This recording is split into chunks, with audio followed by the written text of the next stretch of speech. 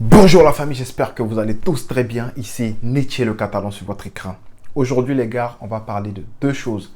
On va commencer par le tour de la presse catalane parce qu'on a eu des infos par rapport au mercato, par rapport au transfert hivernal du Barça. Et deux, on va parler de Xavi qui a instauré des règles à suivre coûte que coûte si tu veux continuer dans le vestiaire du FC Barcelone. Sans plus tarder, générique.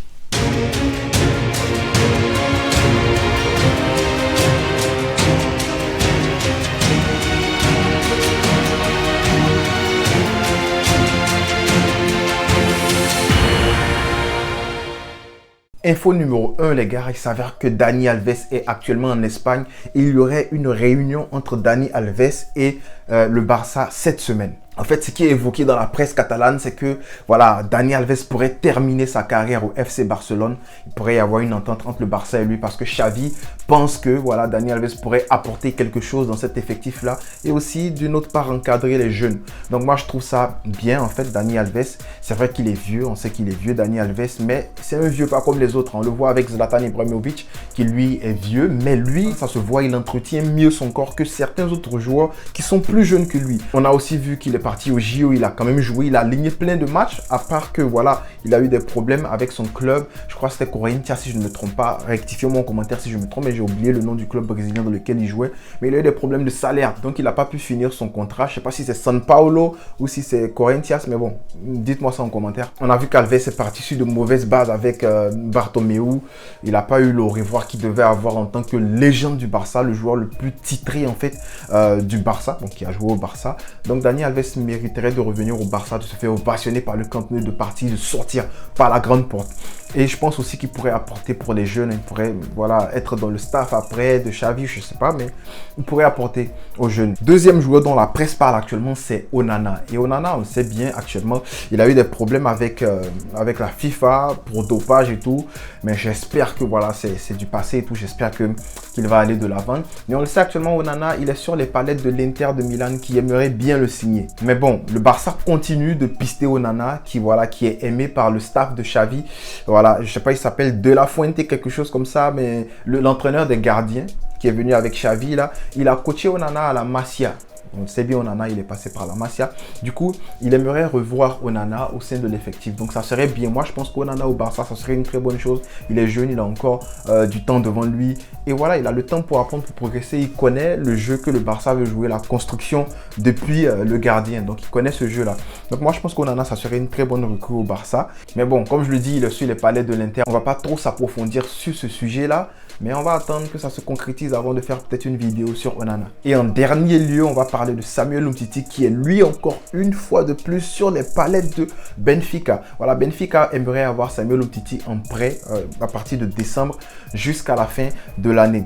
Et je pense que Benfica était déjà venu une fois, c'était en été dernier, mais Umtiti a refusé de partir. Et cette fois-ci, voilà, Benfica pourrait faire une autre offre.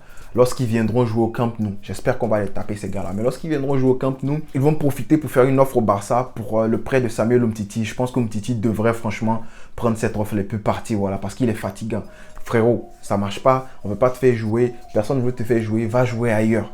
On ne sait pas, peut-être qu'avec Xavi, il aura du temps de jeu. Je pense que Xavi va le laisser jouer de temps en temps pour voir ce qu'il vaut actuellement. Mais Umtiti, moi je pense que voilà, s'il y a la place ailleurs, il faut partir frérot, pardon. Deuxième partie de la vidéo les gars, on va parler des règles que Xavi a instituées dans ce FC Barcelone là. Tous les joueurs doivent marcher selon ces règles là. Et on sait que dans les vestiaires du Barça qui ont été vraiment successful, qui ont remporté des titres et tout, il y a eu des règles. Le Barça de Guardiola a eu des règles. La première règle de Xavi, c'est que les joueurs devront arriver à l'heure.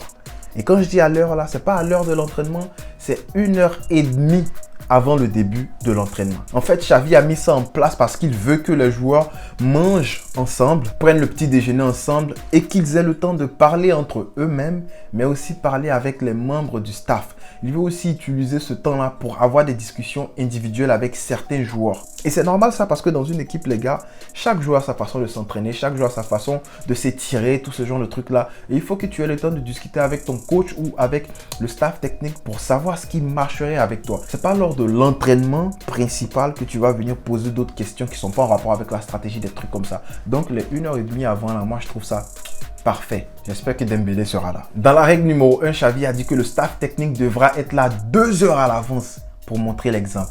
Et je trouve ça beau. Il met des règles pour tout le monde. Pas seulement pour les joueurs, mais aussi pour lui-même, son staff technique. Et pour lui-même aussi. Je pense que voilà, Xavi, il est en train de montrer l'exemple. C'est ça un leader. C'est quelqu'un qui montre l'exemple. Numéro 2, il dit que les joueurs devront manger dans la salle à manger du club et respecter un programme de repas établi par les nutritionnistes du club. Ça, c'est très important. C'est très important parce que voilà, on est ce qu'on mange. C'est ce que les gens disent. C'est ce qu'on dit tout le temps. Et on le sait, hein, pour ceux qui font du gym, pour ceux qui s'entraînent, pour ceux qui jouent au foot et tout, pour ceux qui font du sport et tout, ils savent que le corps, c'est comme une voiture. Et ce que tu mets à l'intérieur de ta bouche, là, ce que tu manges là, hein, c'est comme l'essence. Donc, c'est ce qu'il faut. Il faut que, voilà, tout ce que les joueurs mangent, il faut que ça soit régularisé, il faut que ça soit vu, il faut que ça soit vraiment, voilà, observé, disséqué et tout. Il faut qu'on sache ce que les joueurs mangent. Et ça, c'est très important pour pouvoir, voilà, demander plus aux joueurs physiquement. C'est très important. Xavi a décidé de restaurer. Voilà, de restaurer. Pourquoi restaurer? Parce qu'il y en avait avant. Mais là, c'est parti. Il a décidé de restaurer les amendes. Voilà, si tu fais une faute grave, une faute simple, une faute petite et tout, il faut qu'il y ait des amendes. Voilà, que ce soit un retard, un léger retard, ou bien que ce soit que tu aies refusé de signer un autographe, des trucs comme ça, ou bien que tu aies insulté quelqu'un, ou tu aies parlé mal de ton coach, il faut qu'il y ait des amendes. Il a pris comme exemple que le premier retard, ça pourrait être 100 € d'amende. Le deuxième retard, 200 €. Troisième retard, 300, ainsi de suite. Et ça, je trouve ça très bien parce que ça montrera en fait au président, ça va montrer à n'importe qui, à tout le monde, qui tu es. Voilà. Si à la fin de la saison, tu te retrouves avec 2000 $ d'amende, on va voir en fait quel genre de personne tu es. Tu n'es pas responsable du tout. Et un joueur qui n'est pas responsable, il n'a pas sa place au Barça.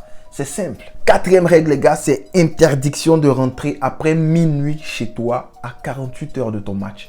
Là, je ne sais pas comment Xavi va faire pour surveiller les domiciles des gars là, mais ça, c'est sérieux. C'est-à-dire que s'il y a un match le samedi, et que toi, le vendredi ou le jeudi même, tu rentres à 1 heure à la maison, tu auras des problèmes. Tu seras assis sur le banc ou tu seras peut-être en tribune.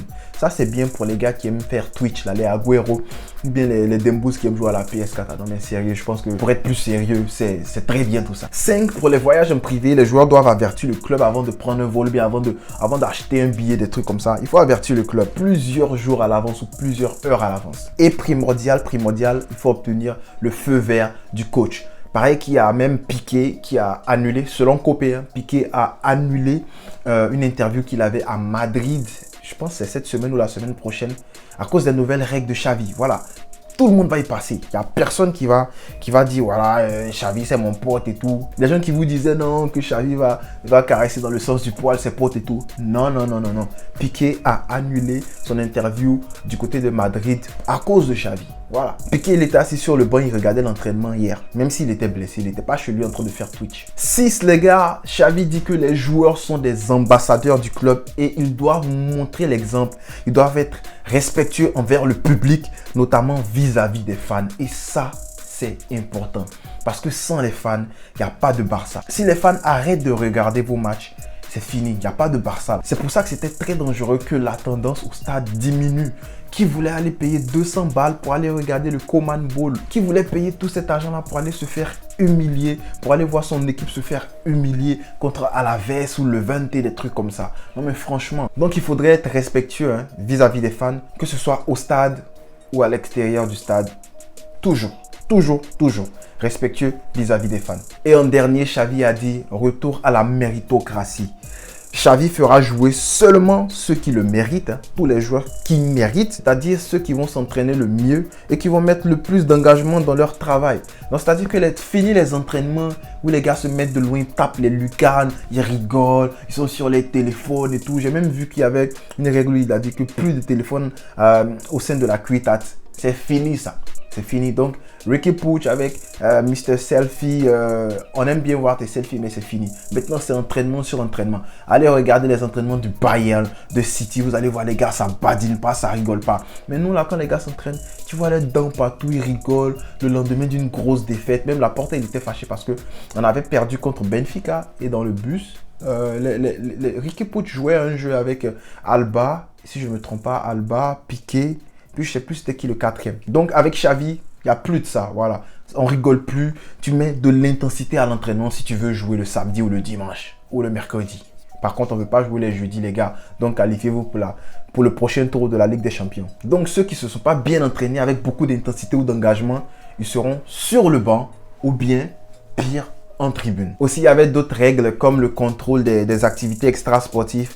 Xavi ne veut pas que les joueurs fassent des sports extrêmes et tout. Il a dit même le vélo électrique, il faut arrêter, un truc comme ça. Ouais, c'est ça. Vélo électrique et puis le surfing, ceux qui surfent là, arrêtez. Xavi ne veut pas voir ça. Parce que ça va être considéré comme un breach of contract, c'est-à-dire comme si tu avais rompu ton contrat quelque part. Donc ça va même aller vers le département de la loi, le département des droits du club. Donc il va falloir faire attention avec tout ce qui est surfing et puis vélo électrique. J'ai aussi vu quelque part qu'il a dit qu'il n'y aurait plus cette affaire de kiné personnel, physio personnel, entraînement personnel. Genre, il n'y aura plus de ça. Si tu as un coach perso là, tu le vires parce qu'il veut que tous les entraînements physiques de tous les joueurs soient régulés par lui, son staff technique, pour savoir ce que les joueurs valent. Voilà, donc plus de physio qui vont vous dire « Ah non, repose-toi 2 heures » pendant que ton coach te dit « Repose-toi 3 heures ». C'est fini ça, c'est fini. Xavi et son équipe vont tout réguler. Donc voilà les gars, c'est tout par rapport à ce que Xavi a dit, c'est tout par rapport aux règles de Xavi.